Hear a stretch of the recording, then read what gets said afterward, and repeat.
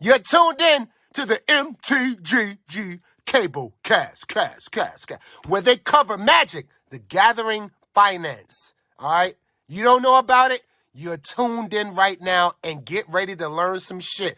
Buckle your seat belts and light a blunt and get ready for the MtG Cable cast. Starring Reptar and Thirsty, them onion head motherfuckers. Alrighty, guys. Welcome to the newest episode of the Cabal Cast, part 2 of 2 of our recap. Yep. So, last episode was personal picks that we didn't necessarily believe in enough to bring to the pod. Mm-hmm. And this week, we're going over pod picks from the last year, stuff that we have from our mouth to your ears, said we believe in, and we are looking back at them basically as a way for us to hold ourselves accountable to you, the listener, viewer, however you consume the podcast. So, Yes. without further ado, let's take it away. Yep. So we're gonna kind of step through this in three very broad ideas, and it took me a little while to kind of coalesce my picks down because a lot of them were cycling around enchantments, like everybody knows, or just big dumb green things, and then the rest of it was just kind of scattershot. But it wasn't until you and I talked before the last episode that I was able to kind of hone it in, and I was able to like shoehorn some of my picks under your thoughts, which are great because it made it a lot easier for me to kind of not stress over these 40 some individual picks and try and find like the best grouping. And so the first one on the list is both reserve list and kind of casual appeal. So for me, this first card is Sanguine Bond, and it doesn't parallel the reserve list, but it does parallel the casual appeal in the sense that it's never not going to be sought after by casual players, and we can see this in the stocks graph. That's the 2014. I'll pull up 2010, and it'll look basically the same. It's just going to be pretty much a rope with some upticks here and there, and this is a card that it's just very easy to believe in. I mentioned it in the last part of the cast that it doesn't matter what they do, this card is never going away. Just like the other half of it, Exquisite Blood, you need both of them to just combo out infinitely and be super redundant with this. And the reason I wanted to bring this up is because this is an example of a card that, while I do believe still has legs, doesn't really fit with how I look at a lot of what I want to be doing with my picks. And that's that this is better to out to players in person than buy list, just based on the historical numbers. Because while we do see the market trend on this card kind of playing around, it goes up, it goes down, buy list doesn't change that often. And if you were to buy in at any point in time when the market swings down, you're not going to be able to really out to buy list well. So your out is basically in trade in person or back out into the open market. And so that last little bit is going to be something that we kind of see along the lines for me. These were picks that I made that I believed in from the casual appeal, which is still correct. My timeline on them, definitely wrong, because I think Sanguine Bond was an early in the year pick and we're probably well at the end of my window. But if you had picked this up to trade, you would have done really well. But if you pick this up to out the buy list, that's where the shortcoming is.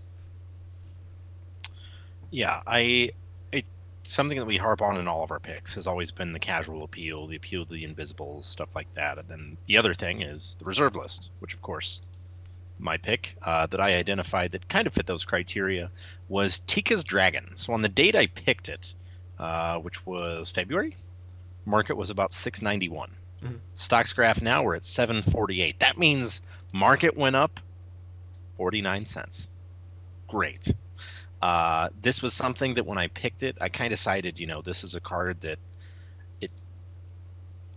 it's susceptible to reserve list manipulation. Mm-hmm. And one thing we haven't seen over the last year or so is that kind of reserve list manipulation that we're used to. There hasn't been a whole lot of buyouts of let's hit Glacial Crevasses and turn it into something stupid.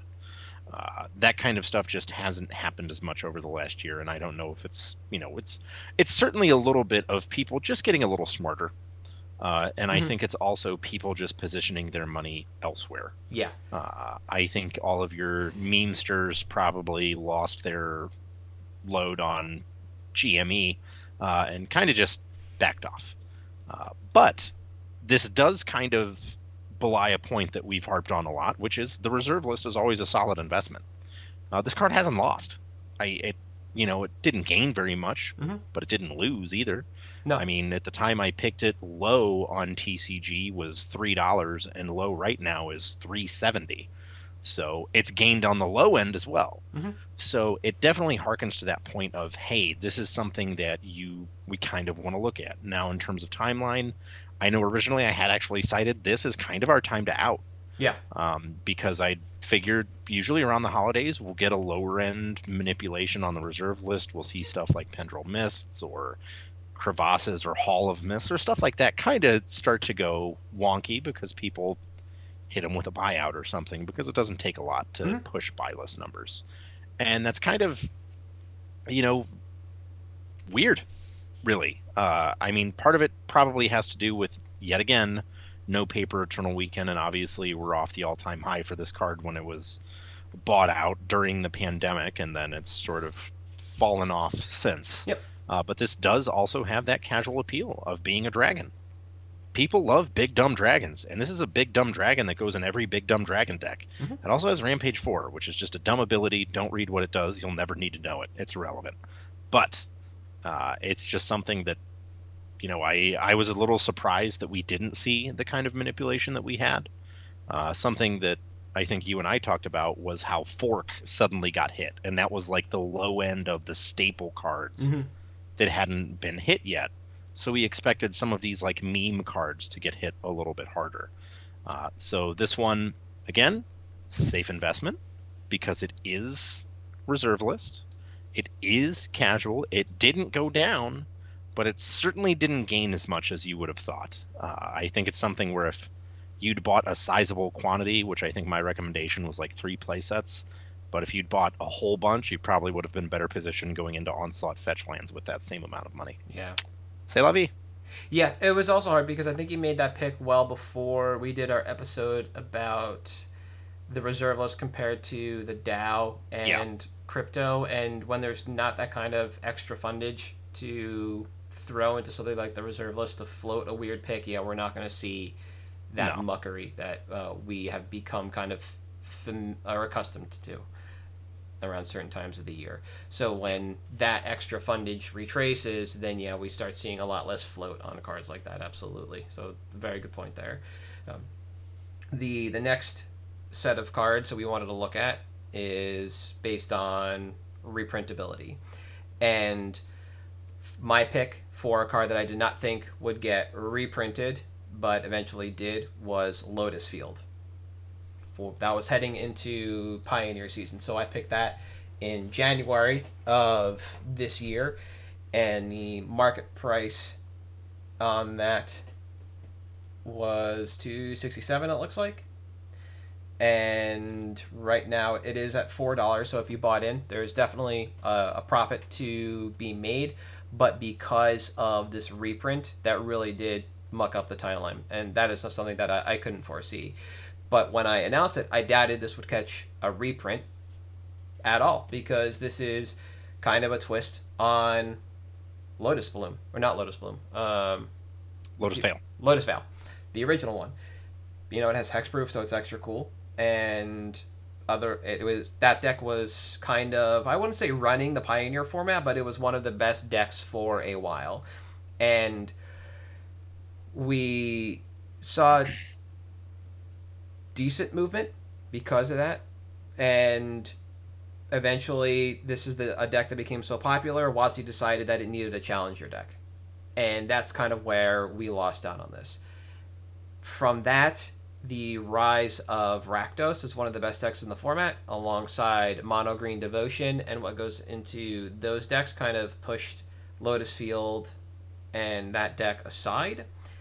And it's only really now that people are coming back around to this deck, because sideboard pressure is at an all-time low, but the difficulty level for the deck, which was really the barrier to entry, is extremely high. and it is so high that most people no longer want to learn this deck compared to any others.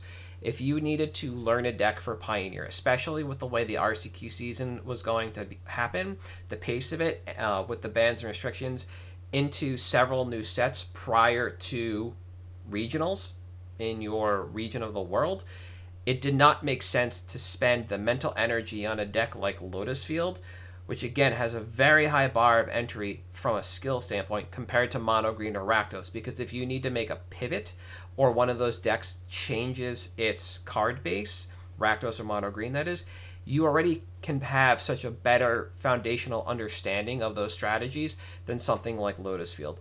So do I expect this to continue to pick up? Yes. Do I expect it to catch another reprint, though? I don't think so. I don't think it's going to be in the next Challenger deck. It does not have the meta share. And that kind of did us in for a while. It extended the timeline on this pick by a lot.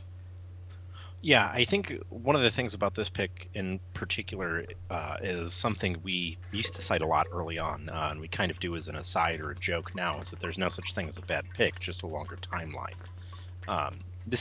Lotus Field is kind of a deck that I liken to KCI. It's a deck that people loved, but they couldn't play. Yeah. Because it was so... The skill ceiling, like you said, is just too high. Mm-hmm. It rewards play skill very much, but you need to know all your lines in order to make it work. Mm-hmm. So I wouldn't be surprised, though, if we see over the next couple weeks until we get to DreamHack, all of a sudden we have, oh my, Lotus Field is the best Pioneer deck after DreamHack, or if it wins, and then all of a sudden we start seeing it do a little bit better. Because keep in mind, a lot of LGSs have actually been getting a good attendance for Pioneer, and it's not just because of it being Pioneer season. Mm-hmm. Even prior to the pandemic, Pioneer was picking up a lot. And I think that DreamHack, fortunately, being Pioneer is good for the format overall because people will likely still stick around to the format, especially as they get sick of Modern and everything. So it's possible that this sees an even bigger pop. And I think it's very telling that even with the reprint being as accessible as it was, mm-hmm. because Challenger decks weren't exactly a limited run. I mean, I think distros still have them. Yeah, you can still find them pretty easily. I think the mono red one might be the only one that's gone because that had Phoenixes in it. Yeah. But it's still accessible, so there's still plenty out there, and it still saw solid growth on top mm-hmm. of everything, which is just, again, just a longer-term spec. Yes, exactly. Mine that I went for at the same time, which I cited because of Baldur's Gate, and it not being there when we got the full spoiler list, was Jeweled Lotus. Mm-hmm. So at the time of picking it, which was 4th of July, market was like 81-ish. Current market's at over 100. Low at the time was about 81-ish. Yep. Right now, we're sitting at 93. So this is something that when I cited it, I said, look, this is, as advertised, Black Lotus for the format. Mm-hmm. Every commander deck wants one. It helps casual decks. It helps competitive decks. It helps the whole gamut of whatever you want. It's good for you. And the telling thing here is that without that reprint, we still saw a card that appeals to casuals but has a price point that a lot of people may balk at. Yeah. See very steady, solid growth. Now, this is something that, obviously, when I picked it, I was like, you don't need more than 2 or 3, really, because you're just going to off them, in trade or retail or whatever to your locals, probably.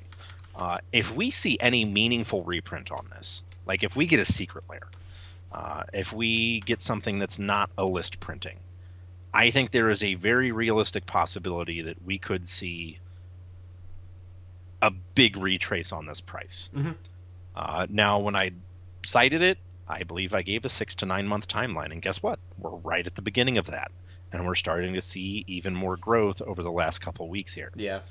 So it's possible that you could get out at even more money over the holidays, which is very strange to me.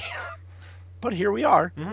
We're growing still. Yeah. But this is something that, due to the type of card it is, you're not going to get a reprint outside of a Commander product, really, which is why, again, I'd cited Baldur's Gate Commander Legends as probably your best bet. Instead, we got Dockside, which admittedly needed to be reprinted. But I can't imagine we're going to see this anytime soon, with one exception. I could see this being the One Ring in Universes Beyond. Okay. In the Commander product. But that's the only spot I see it being reprinted anytime soon. Yep. There's no Doctor Who tie-in, really, that's as iconic to Doctor Who that represents, like, jewelry or a lotus of some kind. So this is one that, again, sometimes a higher barrier of entry can be good. Similar to my Time Vault pick way back in the day. But that was my second one. I am kind of surprised it grew as much as it did. Yeah. I thought for sure we'd see 20% growth, but we saw almost 40 to 50%, which was surprising to me. Yeah, it was interesting to see that card just started at 75 when you picked it and then just kept going up.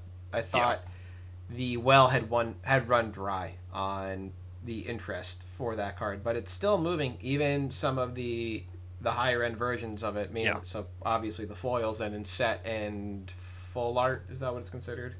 Yeah, Showcase. the full art. Yeah, and foil or whatever it is. Yeah, and people are getting their slabs back for this, so there's still a lot of movement, still a lot of demand for this card in almost every form, and it's kind of heartening to see that this one card could drive an entire product, but I guess maybe also a little disheartening from the WotC side of things, because that means whatever product you put this in, like Crypt, Vault, and Force of Will, it'll inflate the product unnecessarily, and it's just kind of a ripcord if they need it. Yeah.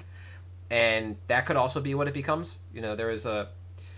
By the time this comes out, the shareholder meeting has taken place. People have disseminated those notes, and if, as we saw, Has needs to push, WotC needs to continue to squeeze that stone, for blood, Jeweled Lotus is a ripcord that they could pull to put in one of these supplemental sets, the Universes Beyond, like you mentioned, to just kind of pump those numbers up, because that's what needs to happen. Make us money. Yeah. Do the thing.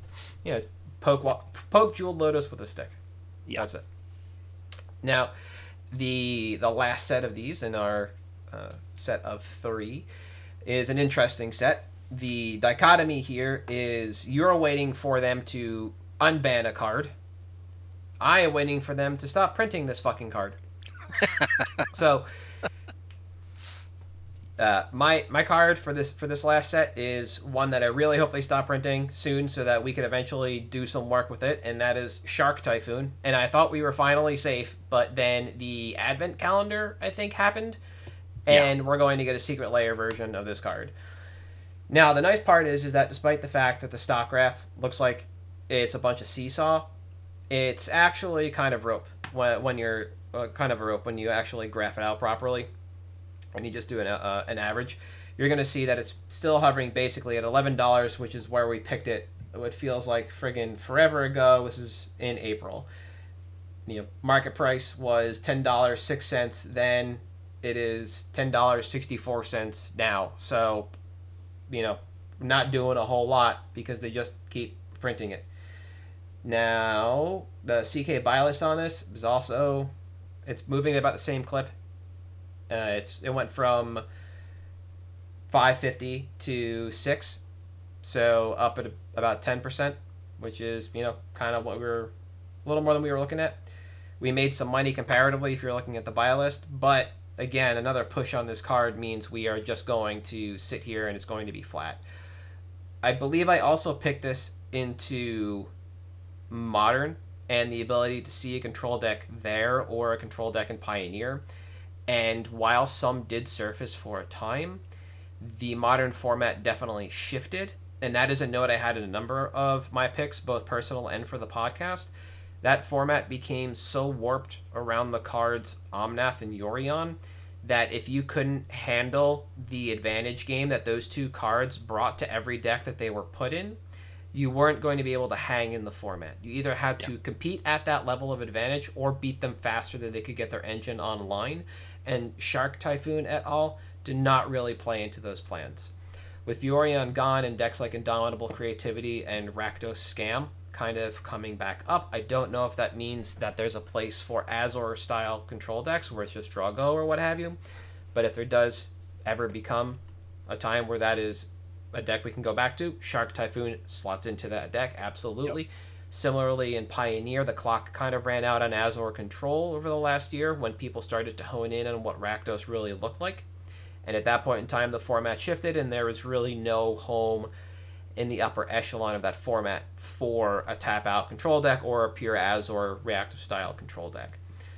Now, even without those, in Modern, Commander does have the ability to carry this card into infinity and beyond, but they need to stop printing this. Yeah, it's like you and I were talking before we recorded. It seems like it's been a month. All right, throw Shark Typhoon in something.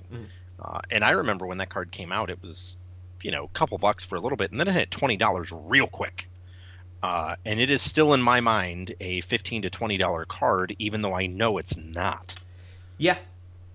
And again, it's surprising to see the meta shifts and how much it has impacted the value of the card, which to me seem to have a lot of casual appeal for EDH, which again, I guess it's a control card, which is a little bit harder to do in EDH. It's a multiplayer format.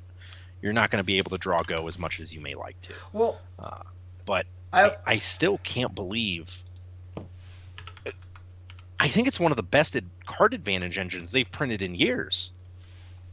And it's just stop, guys, please.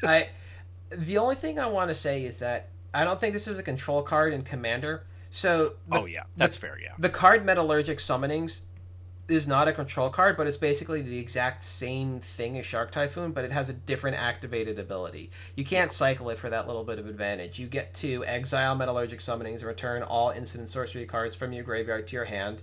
Activate only if you control 6 or more artifacts.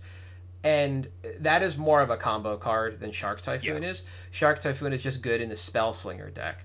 And so you could build that as a control deck, absolutely. You could play Izzet, you could play Azure Mono Blue with Talrand, whatever you want. I think Shark Typhoon, Metallurgic Summonings lend themselves to a different style of deck than something like Decree of Justice. Yeah. Which I like. That's the card I liken more to. Yeah. And Finale of White. Those are the cards I consider more of a control deck style card, because you're either making one giant shark when you cycle this instead of a lot of little soldiers, or you're hard casting it, making a lot of varied size sharks as you just naturally move through your deck. Yeah, that's fair. Mine is, I was surprised by this. Yep. First off, before I say anything, I do want to get on my soapbox and again ask Wizards of the Coast to free the political prisoner. Splinter Twin did nothing wrong. Okay, it existed in a deck that was, get rid of Pendromyths. Okay, Splinter Twin's fine. Just let it out. It's okay. Yeah. There is too much interaction in Modern right now. Modern's too fast for a 4-mana sorcery. All right, it's bad. At any rate, when I picked the card on March 14th, market was $11.56, and boy, did it take a shit. Market is currently $6. Why? Well, I'm a little surprised because this card was kind of buoyed by EDH as well. And obviously it's great in EDH. It goes in every red deck as a combo piece with Zealous Conscripts for infinite dudes. It's just a nice 2-card, throw it in there and you win. Now, the interesting thing that we haven't seen is, even looking at the low graph, you haven't really seen the traditional spikes that come before an expected ban announcement. Now, we've been in the ban structure that we have for a while now. So if you look at the stocks graph, you can see where they've announced stuff, whatever.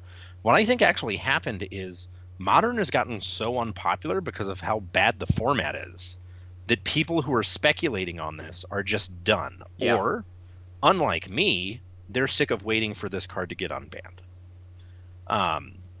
And I think that has played a sizable role in this. And I think it's kind of the inverse of what we saw with you mentioning Lotus Field, where deck is still around, still exists, and the format is doing well.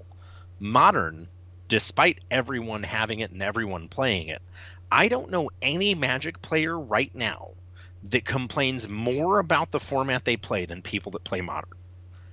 Every Modern event, every single person is like, man, I hate this format. This is garbage.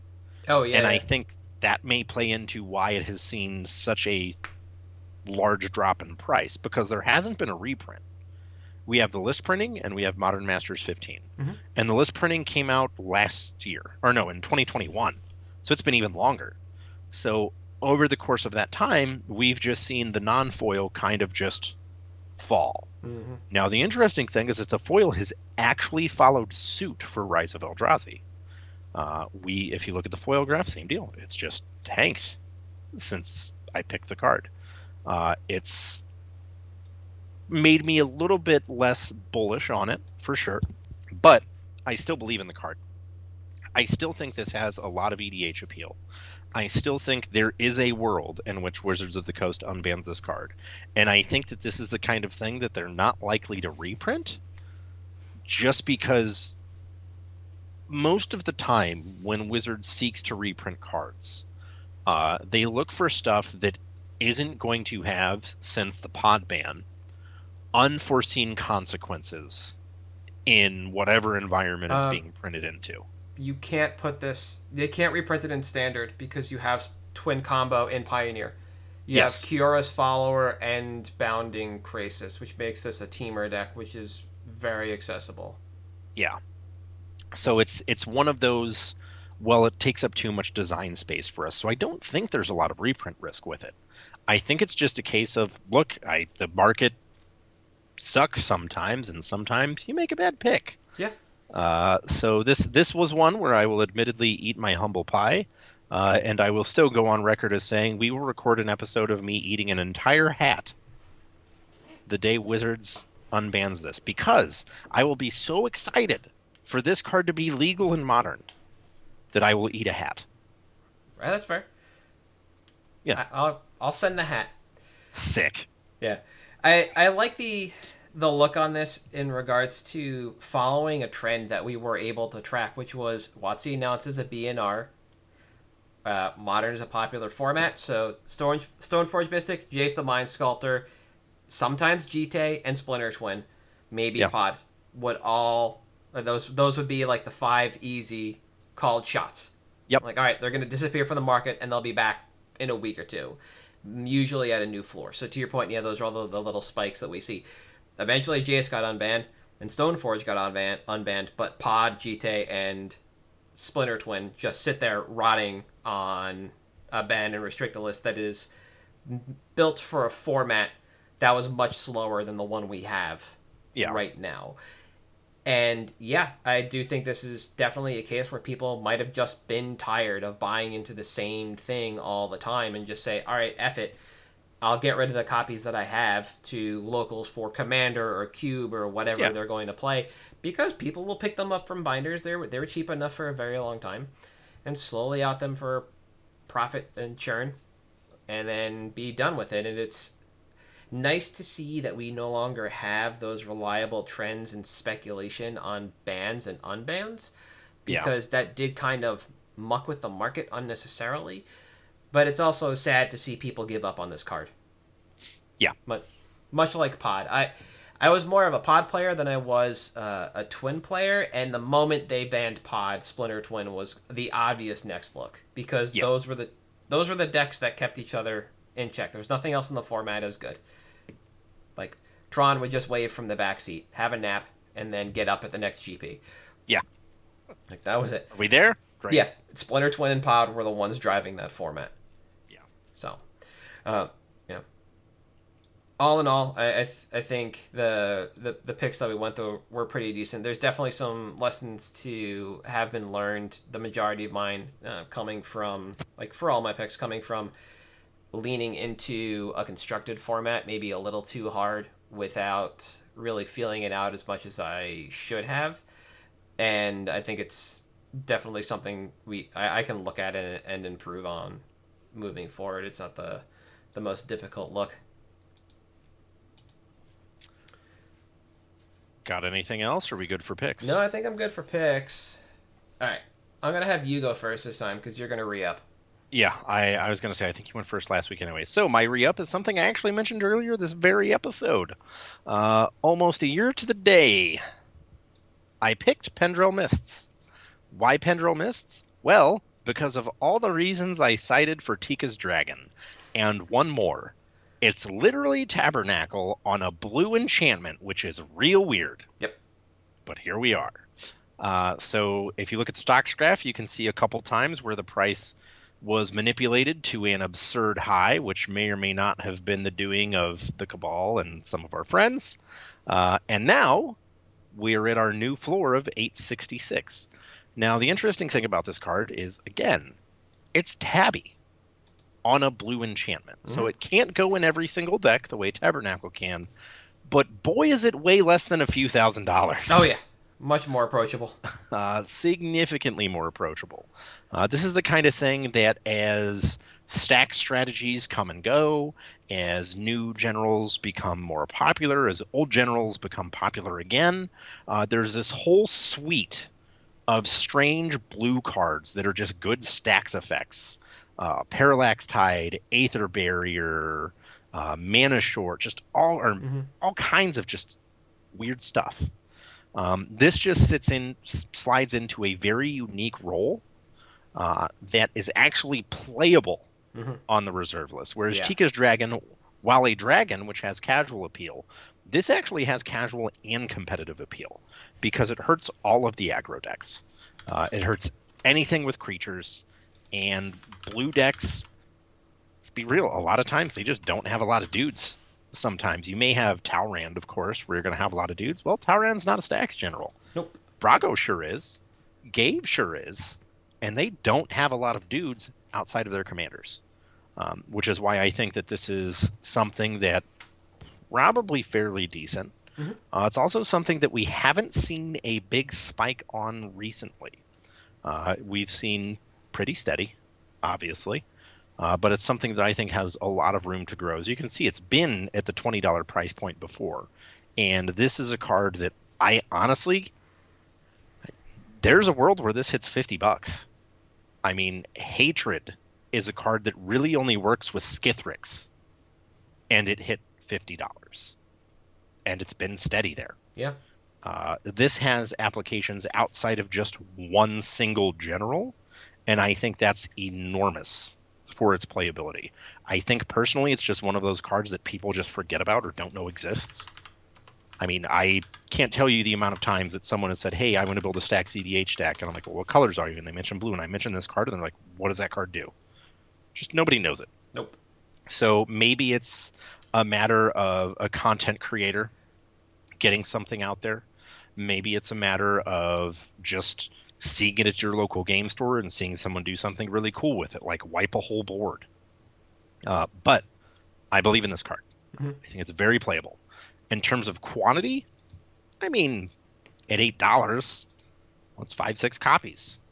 That's a decent amount because you're probably going to be outing them one at a time. It's not like this is seeing play in a 4-of format. Yeah. I just think that it's a good pick it, throw it in a drawer, forget about it, check on it later, and I think this one has significantly more upside than a card like a Tika's Dragon, specifically because it's actually playable. Just my thoughts. No, I always like it because it's a blue card that does something unique. I'm trying to find this blue sorcery that goes with Thassa's Oracle, because there's a handful of blue cards that are just like not well known but really good at what they do, but they're not as open-ended as Pendromyths. So their second chance that basically only works with Hall of Heliod's generosity. It's a card that's spiked with Modern Horizons 1 because it lets you take infinite turns if you have 5 or less life, essentially. And then there's a sorcery that just flips your library into your graveyard. And I should know it because I play it alongside. There it is. Paradigm Shift. Remove all cards in your library from the game, so you exile them, and then shuffle your graveyard into your library. You can play that on turn 2. And then you... Really good. Yeah, Thassa's Oracle, 4 mana Jace, whatever you want to win after there. That's a very narrow card, but it's $17 right now because it's a reserve list card, and it has like pretty high utility in EDH format around the Thoracle combo, which is a very robust and like interactive way to play the game if you want to do that. Personally, I play it in Phaenax Mill because I can either mill out my opponents or I can mill myself. Either way. some of these libraries going to 0, and so I play alongside that. And I think Pendromyths is at the top of this glacier, and the more you dig into it, the more you're going to find blue cards that have less utility but are also really good. So upcycling Pendromyths because it's a good card, great. Also upcycling it because this is a lesson for people to learn, in that you can dive the reserve list and find some really interesting things still that are cheap. Yep. Also a good lesson. What you got? My pick is also blue, but only partial. It is 1/3 blue, 1/3 green, and 1/3 red. And it is Temur Ascendancy. So this is a card that has been just kind of floating around in my mind, banging around there for a while, and only recently has it started to pick up in price. As we can see, according to stocks, really in June, it started to take off. And so we're finally going to upcycle this into a pick only a couple weeks after I added it to my list. So it's a really quick turnaround on this. Now, at the time, Card Kingdom was buying, this is at the beginning of October of 2022, Card Kingdom was buying 117 at $2.30. There were 143 near mint or LP copies on TCG Player for $4.76. As of writing my notes, Card Kingdom was buying 159, so that's an increase of about 30% at $2.75, which is like a 20 to 25% increase. There were 85 left on TCG Player at $4.72, and as of recording, somebody has slammed a bunch into Card Kingdom, so they're only buying 126 at $2, but they are paying $2.60 some in credit, and there's still 87 left on TCG Player right now. So we are kind of running dry on this card. Now, I just have one word in regards to what this does in Commander as far as playability is concerned, and that word is beef. So Yeah. that's what this card does. That's all it cares about. Insofar as the format is concerned, I found this really interesting because if somebody had asked me what this card did, I would say it's an enchantment that says, quote, whenever a creature with power 4 or greater enters the battlefield under your control, draw a card. That's why I use the word beef. And I would be like half right. The other half is the first line of text on this card. Creatures you control have haste. That's really important. This is a haste enabler with upside. And this slots into any Gruul-based deck next to Fires of Yavimaya and Rhythm of the Wild as foundational haste enablers in the wedge, extending out the 5-color dragon nonsense as we see on Rex.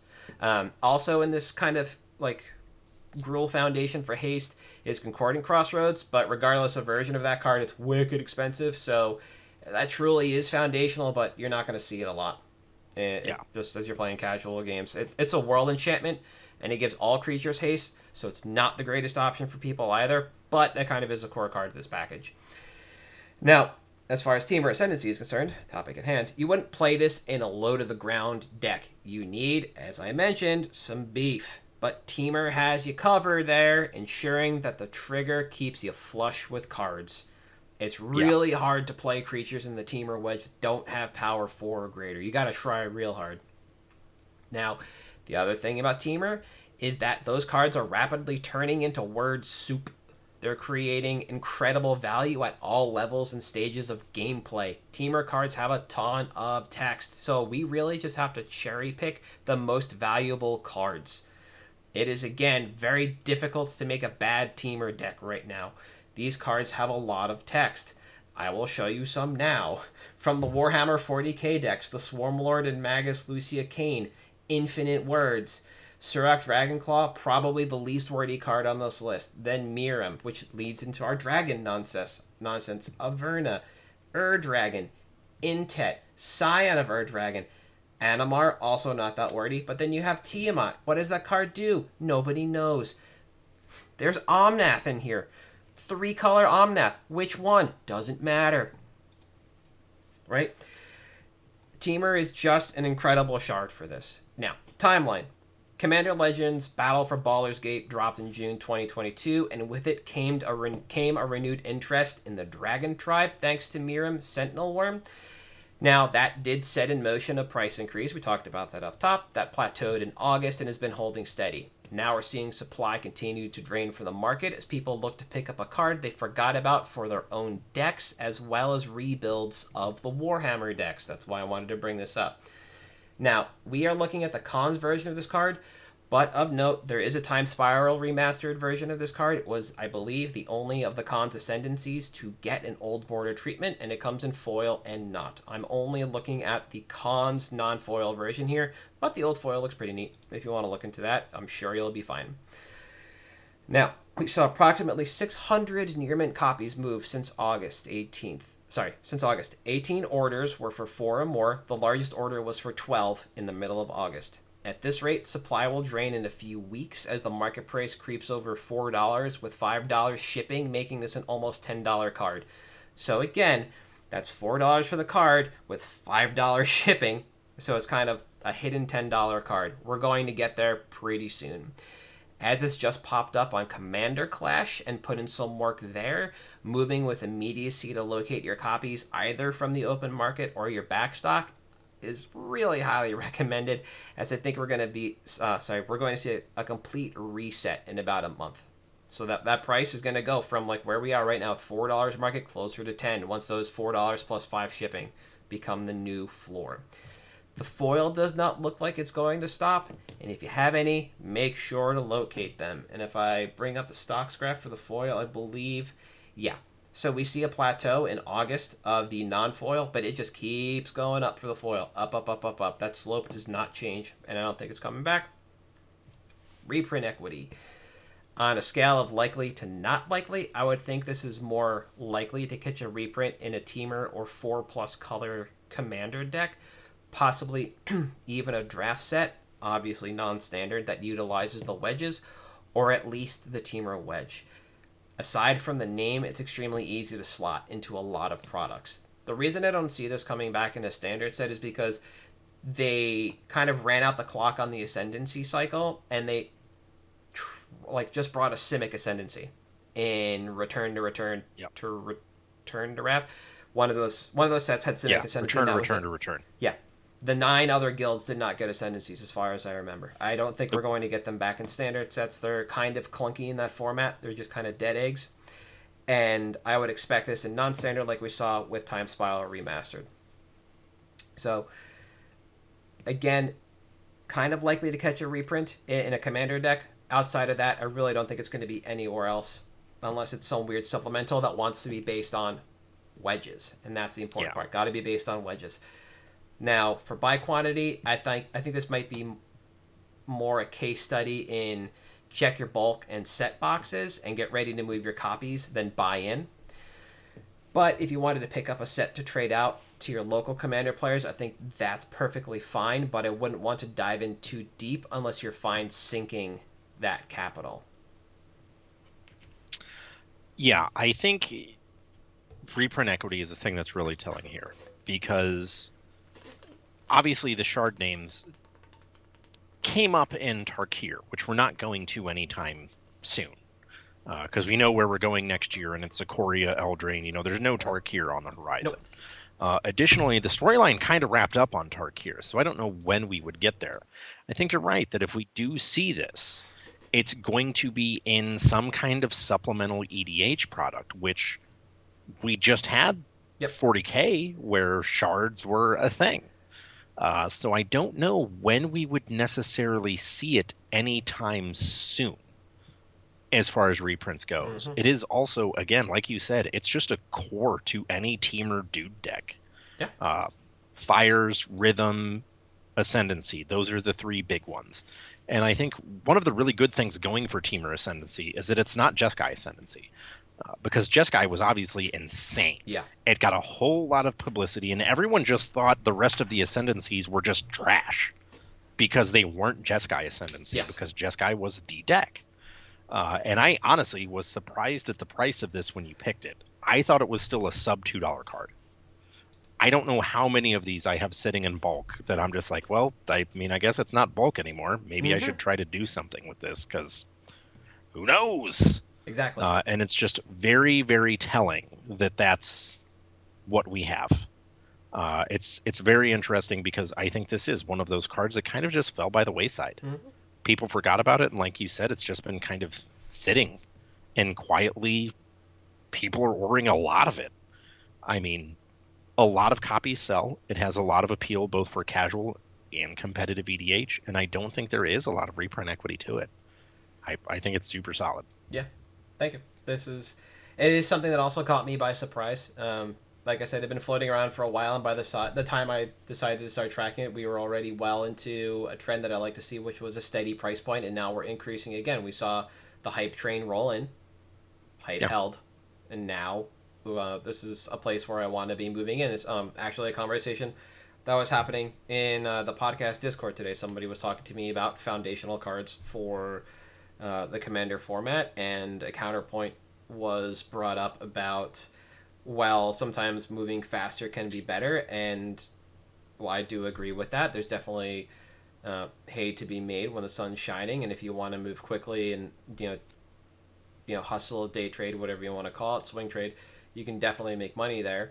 But I like to take a slower approach. I like to see solid movement, and I want to see prices and sales velocity hold. And then once that holds, and buy lists aren't just reactionarily shooting from the hip to accommodate, that's when we'll move in. So I was kind of glad to miss the boat on this initially. And I think, like I mentioned, moving with immediacy now is the way to go, because we're seeing the next uptick in price on this card. So that's where we want to be. We want to get ahead of this. Yeah, for sure. That is all I have for this week. Is there anything else you got? Good to go. All right. So for at MtG Cabal on Twitter, Patreon, Facebook, and YouTube, I am at Halt. I am Reptar. You are At Thirsty Sizzler. And we'll see you next week.